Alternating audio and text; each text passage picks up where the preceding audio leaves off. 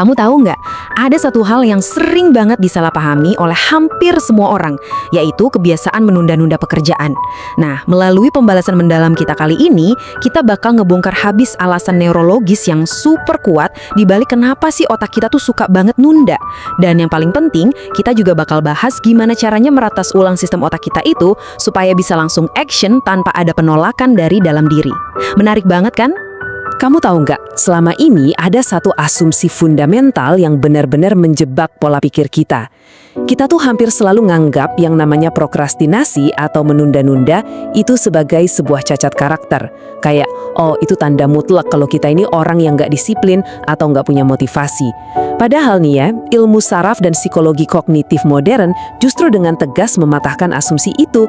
Ini sama sekali bukan sekedar masalah kemalasan loh. Faktanya, ini bakal membalikkan pemahaman kita secara total. Prokrastinasi itu sebenarnya adalah masalah regulasi emosi. Jadi otak kita tuh nggak lagi bermalas-malasan. Sebaliknya, otak justru lagi kerja keras dan aktif banget buat menghindari perasaan negatif. Misalnya nih, ada rasa takut gagal, atau bingung karena tugasnya terlalu ribet, atau bahkan rasa lelah mental yang nempel sama kerjaan itu. Jadi pas kita menghindari sebuah tugas, sadar atau enggak, kita tuh sebenarnya lagi lari dari ketidaknyamanan emosional di dalamnya, bukan lari dari pekerjaannya itu sendiri.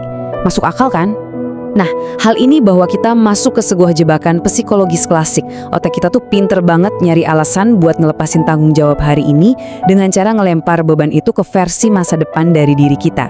Sering kan kita yakinin diri sendiri pakai kalimat kayak, besok pagi pasti badanku lebih seger dan lebih siap deh buat ngerjain ini. Kita berasumsi seolah-olah diri kita di masa depan itu punya kekuatan super. Tapi sayangnya, itu cuma ilusi. Siklus ini ujung-ujungnya cuma bakal terus berulang, mindahin rasa sakit ke hari esok dan akhirnya cuma numpuk rasa bersalah sama kecemasan yang makin luar biasa. Oke, kita masuk ke bagian 1, biologi di balik tenggat waktu. Coba deh kita bedah fenomena deadline ini. Kita semua pasti pernah kan ngerasain dorongan fokus dan energi yang gila-gilaan, seolah-olah tiba-tiba dapat kekuatan super, pas tinggal beberapa jam lagi sebelum tugas harus dikumpulin. Kenapa bisa gitu? Jawabannya ada di mekanisme pertahanan hidup primitif di dalam otak kita yang disebut respons fight or flight. Pas deadline udah benar-benar di depan mata, otak ngebaca itu sebagai ancaman kelangsungan hidup yang nyata. Ya, persis kayak lagi dikejar predator liar gitu. Otomatis sistem tubuh langsung dibanjiri hormon adrenalin dan noradrenalin. Hormon-hormon inilah yang secara paksa membajak sistem saraf kita, ngasih kita hiperfokus dan kesiapan mental yang super tajam buat langsung bergerak nyelamatin diri dari ancaman tersebut. Tapi ini, sebelum fase panik karena ancaman itu nyala, ada satu kelakuan unik yang sering banget kejadian, penundaan produktif. Pernah nggak sih, lagi harusnya nulis laporan penting, tiba-tiba dapat dorongan kuat banget buat nyikat lantai kamar mandi sampai kinclong, atau ngeberesin laci meja kerja? Jujur aja, pasti pernah kan? Ini tuh sebenarnya cara biologis yang licik banget dari otak kita. Lewat ngerjain tugas lain yang kelihatannya produktif, kita berhasil menghindar dari tugas utama yang bikin stres tadi. Tapi di saat yang sama, sukses meredam rasa bersalah karena kita ngerasa tubuh tetap aktif ngelakuin sesuatu yang berguna. Pinter banget ya otak kita ngerayunya. Lanjut ke bagian 2, jebakan abstrak dan mengapa resolusi gagal. Terus gimana sih fenomena penundaan ini nyambung sama tujuan jangka panjang kita? Kayak misalnya resolusi tahun baru. Di awal tahun motivasi rasanya meluap-luap, tapi kok hampir selalu gagal dan menguap gitu aja dalam hitungan minggu? Nah, jawabannya ada pada seberapa abstraknya tujuan tersebut buat otak kita. Dalam psikologi, ini dijelasin lewat konsep temporal discounting.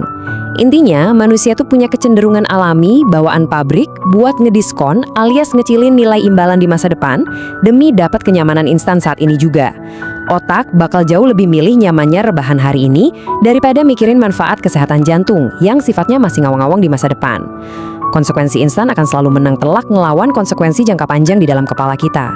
Biar lebih kebayang, mari kita lihat 4 tahapan perilaku manusia atau habit loop.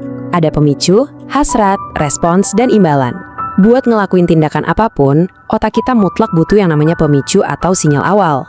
Nah, masalah terbesar waktu kita nunda-nunda adalah hilangnya sinyal pemicu yang jelas ini. Tanpa adanya deadline yang maksa sebagai sinyal darurat, otak kita kebingungan nyari alasan yang kuat buat mulai ngerjain. Ketidakjelasan inilah yang bikin kita terjebak dalam kelumpuhan analisis. Ujung-ujungnya cuma terus nimbang-nimbang di pikiran tanpa pernah benar-benar melangkah. Sekarang kita masuk ke bagian 3, menipu otak dengan aksi mikro. Kabar baiknya nih, kita nggak perlu terus-terusan jadi budak siklus kepanikan deadline. Kita bisa loh meretas sistem penolakan alami ini pakai trik berbasis sains. Caranya? Dengan nyiptain momentum awal secara buatan.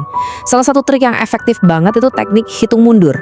Coba deh, dalam hati hitung 5, 4, 3, 2, 1. Proses menghitung ini bertindak sebagai sinyal fisik yang secara paksa memutus siklus keraguan dan kebiasaan overthinking kita. Energi awal buat otak mulai itu emang gede banget, tapi begitu kita nyebut angka 1 dan maksa tubuh buat gerak secara fisik, kita langsung mindahin gigi persenaling otak dari mode berpikir, lompat ke mode aktivasi perilaku. Langsung sikat.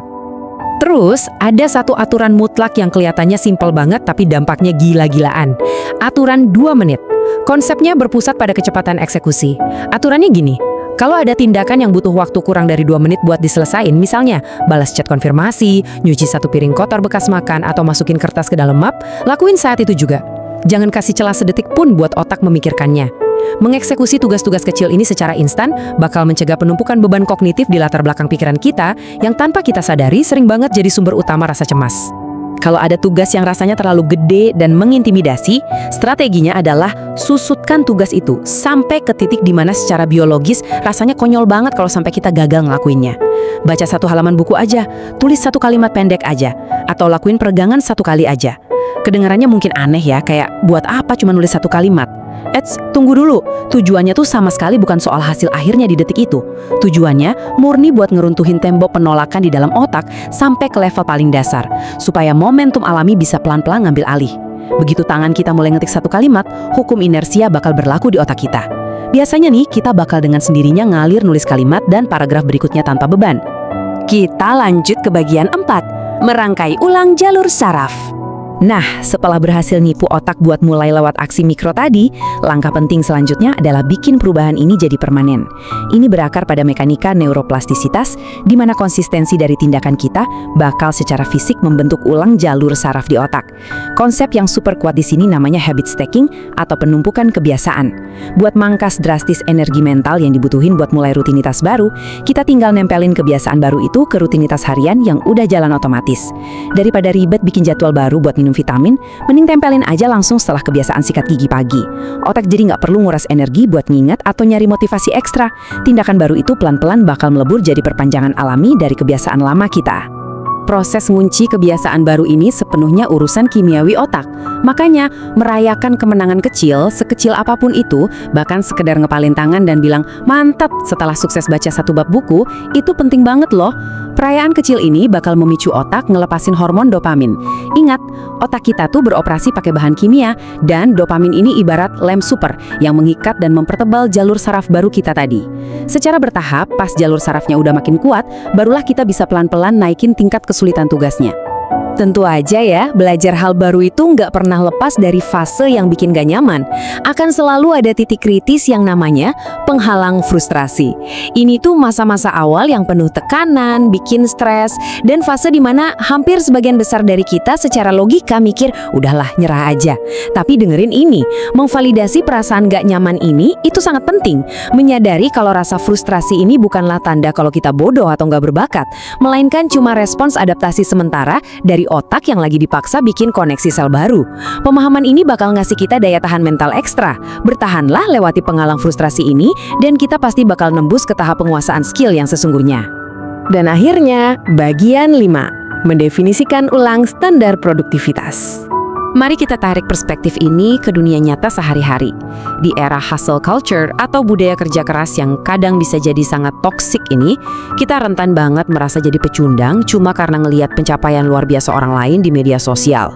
Dengar ya, menetapkan standar produktivitas pakai tolak ukur hidup orang lain itu adalah jalan tol paling cepat menuju kelelahan mental yang kronis. Secara neurologis dan psikologis, satu-satunya alat ukur yang paling sehat dan bisa dipertahankan buat otak kita adalah membandingkan progres kita hari ini dengan diri kita sendiri di masa lalu. Titik. Produktivitas itu konsep yang sangat personal, beda-beda tiap orang, dan bergantung sepenuhnya sama kapasitas energi dan realitas hidup masing-masing. Buat ngelindungin kesehatan mental kita dari ekspektasi dunia luar yang seringnya nggak masuk akal, kita bisa pakai kerangka kerja 3 batas ini. Coba evaluasi pelan-pelan. Pertama, apakah kita udah ngelakuin sesuatu yang dirasa cukup menurut standar kewarasan kita sendiri? Kedua, apakah kita mampu secara kapasitas fisik dan emosi buat maksain diri lebih jauh lagi?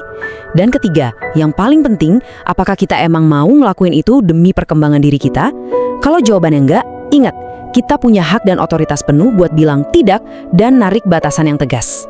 Nah, sebagai penutup dari pembahasan kita kali ini, ada satu pertanyaan yang pengen aku lempar buat kamu renungin dalam-dalam. Apa sih standar cukup buat dirimu hari ini?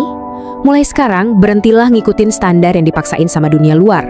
Peluk erat ritme unikmu sendiri, dan sehabis ini, cobalah lakuin satu aja aksi mikro yang paling gampang detik ini juga, tanpa perlu banyak mikir, dan pastinya tanpa ditunda lagi. Semangat!